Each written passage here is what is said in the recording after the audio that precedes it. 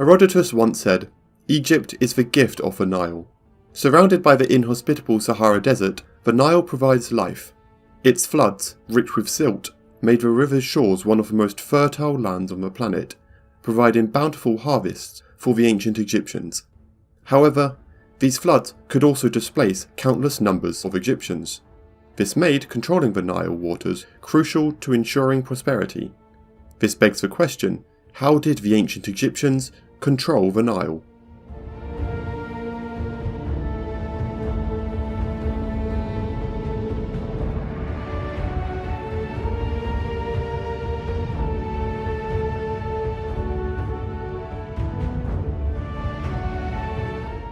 Our story begins during the Bronze Age, with Egypt being ruled by its 12th dynasty. This dynasty is known to have built numerous projects aimed at increasing the agricultural output of Egypt.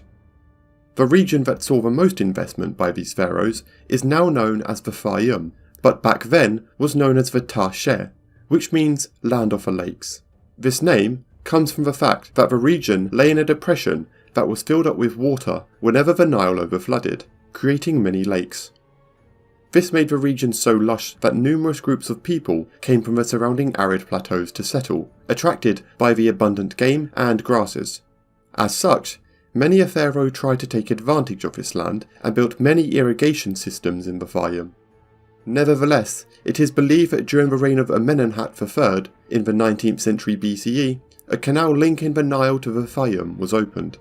This canal would branch off from the Nile in the city of Asiut. From there, it would follow the previously mentioned depression, although now expanded, flowing parallel to the Nile for hundreds of kilometres until it reached the city of Lahun, where stood a dam which served as a regulatory station for the canal.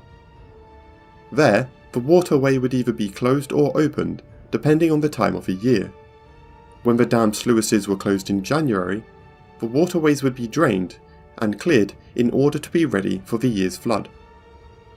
Officially, after crossing this dam, one would find themselves in the Fayum proper, where the remainder of the canal would discharge into the Lake Moiris, which, during the flood season, was estimated to double in size, providing the Egyptians with 27,000 new acres of farmland.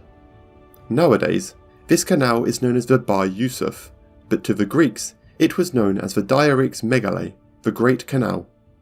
This title is well justified, as its construction revolutionised the Fayum for millennia to come, still being used to this very day as an important irrigation system.